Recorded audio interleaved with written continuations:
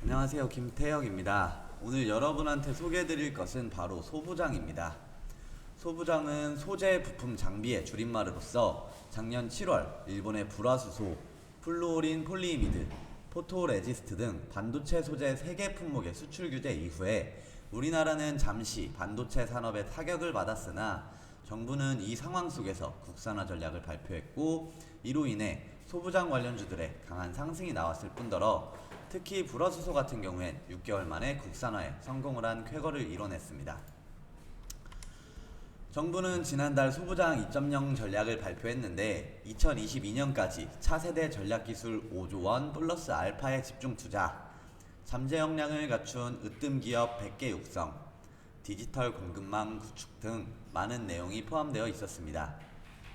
지난해 소부장 1.0은 일본을 대상으로 한 방어적 성격이 짙었다면, 이번에 발표한 소부장 2.0은 글로벌 제조업 공급망 변화에 선제 대응하기 위해 마련된 공세적 전략이라는 것을 눈여겨볼 수 있겠습니다.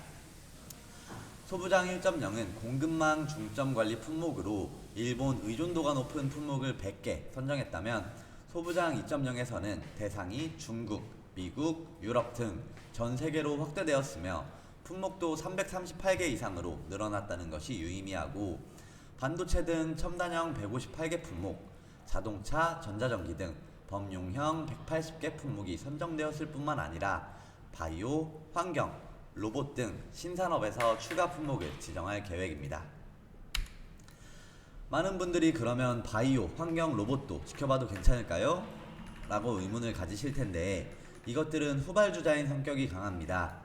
기존 소부장의 상승이 나온 이후에 후발주자로 따라갈 가능성이 높기 때문에 당장의 바이오, 환경, 로봇 등을 체크하시기보다는 여력이 되신다면 후발주자로 체크해보시는 것도 좋겠죠?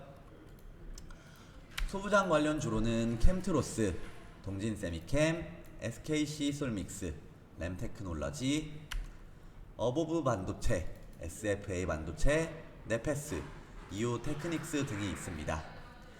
현재 소부장 대장주격인 종목들은 사실상 부담스러운 위치에 많이 있기 때문에 후발주자라든지 아니면 조정 이후 다시 한번 시세를 줄 때 체크를 해보시는 것이 좋을 것 같습니다.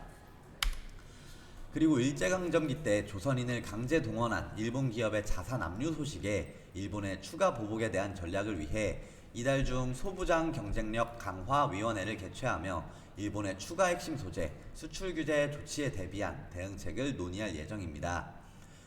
대일 의존도가 높은 반도체 원재료, 실리콘 웨이퍼, 블랭크 마스크와 더불어서 디스플레이 원재료, 발광재료, 섀도우 마스크 등에 대한 수출 규제 우려가 있기 때문에 관련주들을 한 번씩 체크하시면 좋겠습니다.